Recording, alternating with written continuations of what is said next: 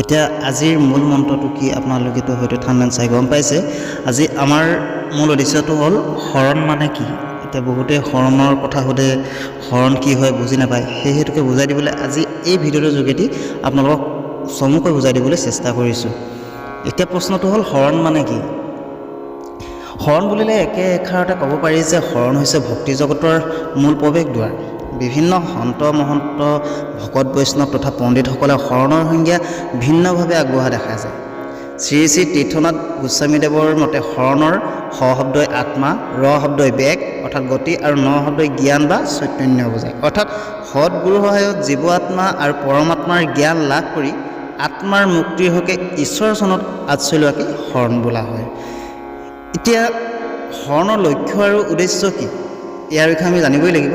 এই হেতুকে শুনক, এজন সৎগুৰুৰ সহায়ত পৰমাত্মাৰ জ্ঞান লাভ কৰি গুৰুদেৱ নাম ভকতৰ পৰিচয় আহৰণ কৰি ৰিপুসমূহক দমন আৰু দশ ইন্দ্ৰিয়ক পৰাভূত কৰি কায় বাক্য মনে ভগৱানৰ চৰণৰ শৰণ লৈ পূৰ্ণ জীৱন নিৰ্বাহৰ লগতে আত্মাৰ মুক্তিৰ পথ সুগম কৰাটোৱেই হ'ল শৰণৰ মূল লক্ষ্য আৰু উদ্দেশ্য, যাৰ দ্বাৰা মানুহে প্ৰকৃত সত্যক উপলব্ধি কৰাৰ লগতে আধ্যাত্মিক জগতৰো লগতো পৰিচয় হয়।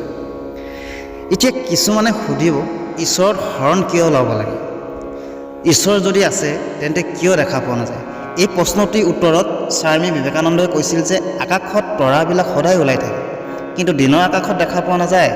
সেইবুলি ক'ব জানো পাৰি আকাশত তৰা নাই বুলি।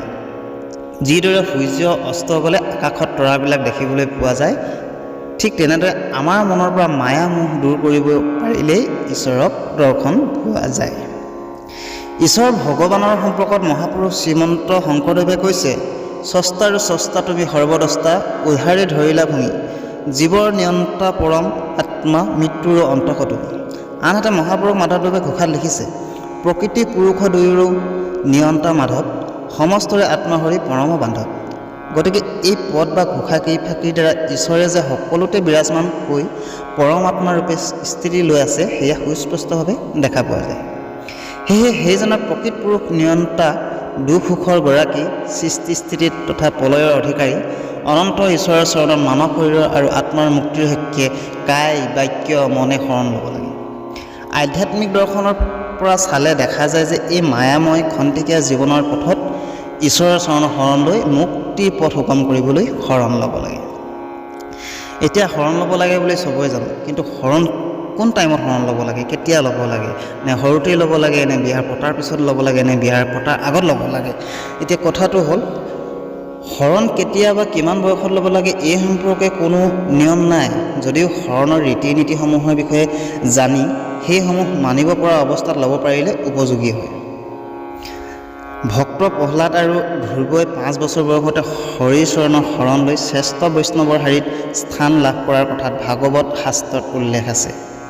এই শৰণৰ দ্বাৰা দেহ মন পবিত্ৰ হয় আৰু জীৱই জীৱনৰ সত্যক উপলব্ধি কৰিব পাৰে। সেয়েহে বুজন বয়সত শৰণ ল'বলৈ মহাপুৰুষ শ্ৰীমন্ত শংকৰদেৱে উপদেশ দিছে। তেনেহ'লে ভকতসকল, আজি ভিডিঅ'টো ইমানতে সমাপ্ত কৰোঁ। বৰ বেছি দীঘলীয়া নকৰোঁ, আপোনালোকৰো শুনি আমনি লাগিব। যদি এনেধৰণৰ ভিডিঅ' আপোনালোকে আৰু বিচাৰে তেনেহ'লে জনাব কমেণ্ট কৰি। তেনেহ'লে আজিলৈ কৃষ্ণ।